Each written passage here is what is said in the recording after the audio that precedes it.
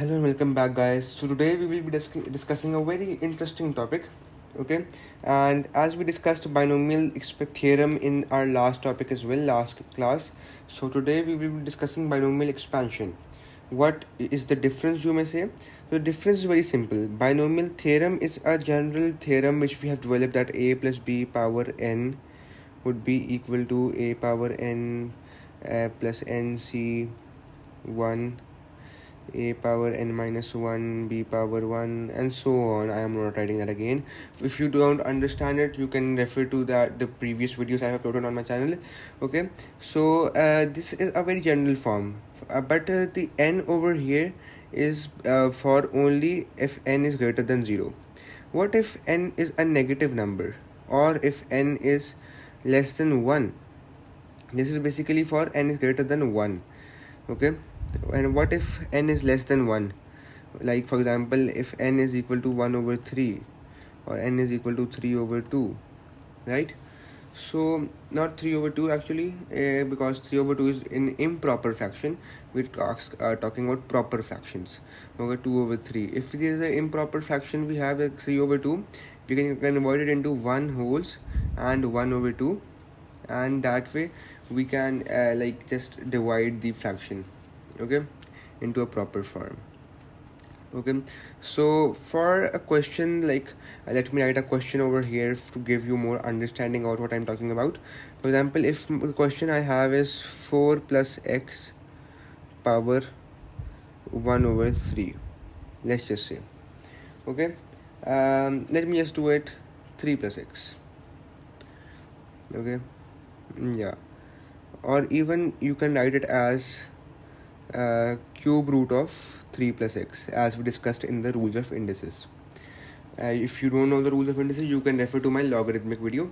Okay, so this is cube root of 3 plus x. Okay, so now how do we expand it? Let's just apply our general form which we have discussed to this. Okay, so it would be 3 power 1 over 3 plus 1 over 3 c1, 3 power minus 2 over 3, because 1 over 3 minus 1, like 1 over 3 minus 1, it would be minus 2 over 3, and x power 1. Then we would have 1 over 3 c2 and 3 power minus 5 over 3 x squared. Now we saw that our expansion ends when b is equal to b power n. Like if x gets x power 1 over 3, then our expansion, that would be the last term. But our x is going in whole numbers. So first x is 0, then x is 1. So that 1 is already greater than 1 over 3. So that way this means that this expansion is infinite, right? Okay. So these there are three problems if we apply the general binomial theorem to a negative or a fraction power. So now let's discuss the problems. Okay, so the first problem that we have is that it is infinite, right? Because there would never be b power n. The second problem that we have is that for these 1 over 3 c1, and like if our n is in a fraction, so the n or ncr won't work on a calculator. You can try this on your calculators, it would give you a math error. Okay, so this doesn't work, is not on calculators. Okay, and the third problem that we have is that these things like 3 power 1 over 3, 3 power 2 over minus 2 over 3, minus 5 over 3, yeah, it's 3 not 2. Let me just erase it, just a second. Yeah,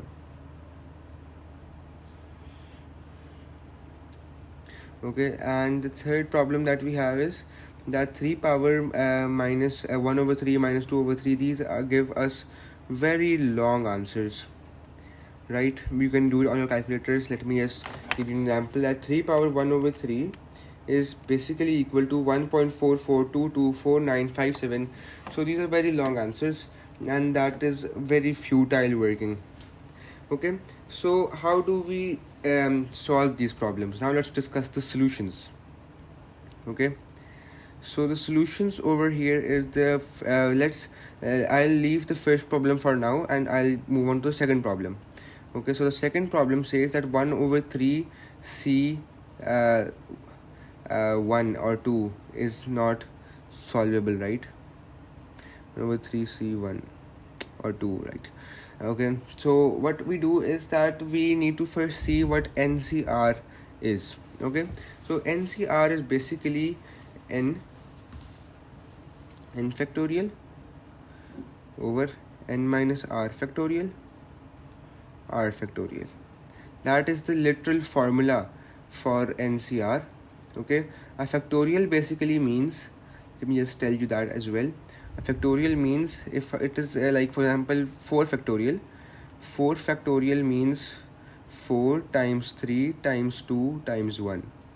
Like this, if this is n factorial, it would be n times n minus 1 times n minus 2, and it will goes on and on, times on and on, till the last term would be 1. Okay, so that is what a factorial is. Okay, so in other terms, it is basically when you have the r in the denominator. Okay, another formula, or it's in English terms, the formula is that we have r in the denominator, for example r factorial, and then we have the factors in the numerator, that many factors of n in the numerator. Let me just give you an example. For example, if we have, let's just take this example, 1 over 3 c 2, let's just say. So we will have 2 factorial in the denominator, and then in the numerator we would have 1 over 3 times minus 2 over 3. So we won't go up till 1, but we would just have 2 factors, and these are 2 factors because the denominator or the r is 2. Okay, so the answer would come out to be minus 1 over 9. Okay, so that solves the problem of coefficients. Now we can easily determine what coefficients we can have. Okay, so now that means that these things, 1 over 3 c1, 1 over 3 c2, these things are solvable. Okay, so this solves this problem. Now the third problem is that we have very long answers, right? So the solution to that problem is that what we do over here is that we make for the first term 1, so that we don't have to face this issue. Let me just rewrite the question over here. 3 plus x power 1 over 3, right? What we do is that we take 3 common. Okay, now this is a big bracket. Okay, and the 3 common, so divided by 3, this divided by 3 would be 1. Okay, then plus, and then x divided by 3 would be x over 3. Okay, and then this would be a whole power 1 over 3, because that is happening inside this bracket. So I have changed this bracket into a square bracket because we have another bracket inside. Okay, so now to simplify this, it would be 3 power 1 over 3 plus into 1 plus x over 3 power 1 over 3. Okay, so that would give us 3 power 1 over 3, that would be equal to that let's just write it as it is, 3 power 1 over 3, and this 1 plus x over 3, 1 over 3. Now this is what we have to expand. Okay, now we have solved 2 problems. Now let's expand the thing.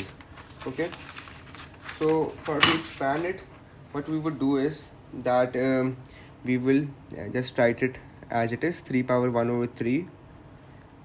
Okay, and into, so the first term would be 1, then we would have 1 over 3 x over 3, then we would have 1 over 3, 3c2, that is minus 1 over 9.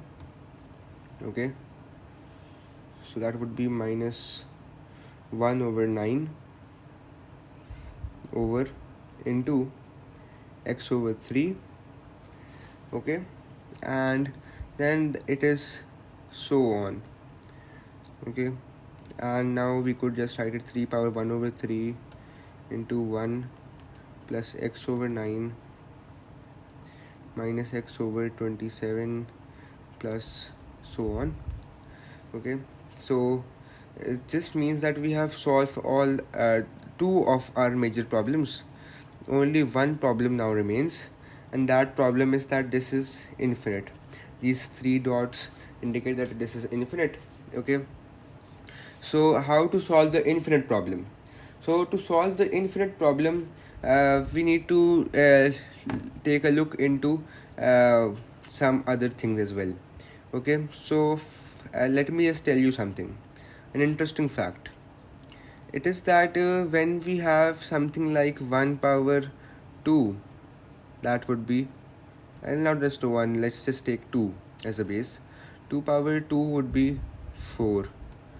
2 power 1 over 2, that would be 1.4 into two decimal places. 1.414 blah blah blah blah. So 2.1 over 2 is 1.414. What would be 2 power, let's just say, minus 1 over 2, or just take it positive, 0.5. I can take a 0.05, let's say 2 power 0.05. That would be 2 power 0.5, that is 1.03. You see this trend over here, that this is decreasing, right? So as our power gets smaller, this value also decreases. That's true, right? So how to solve the infinite problem is that we have, let's say, a question that expand blah blah, whatever it is, to the power 2 x power 3. Okay, so why do we have to expand x power 3? Because this is an infinite thing. Okay, this is an infinite expansion. And why it is not x power 4, x power 5? Because if we see over here, this is decreasing, the denominator is increasing. We have x over 9, x over 27, the next one would be x over, let's say, 50, then we would have x over 100, then we would have x over, let's say there would be a point that we would have x over 1000. So basically the answer would be decreasing, right? So x over 1000 would be much less than x over 2, let's say. Okay, so when the answer is decreasing, there would be a point when there would be, let's say, x over infinity. Okay, and that would be 0. Whenever infinity is in the denominator, the answer is 0. Okay, so that means that but infinity can't be practically reached, right? So when it would be x over 1000, the answer would be, let's say, be 0.00000004, let's say. So practically speaking, this is considered a 0. This is equivalent to a 0. So whenever you have such a question to expand to x power 3, just know that you're expanding till x cubed, because the powers in x power 4 and greater powers, x power 5, x power 6, are so small that they are negligible. Thank you.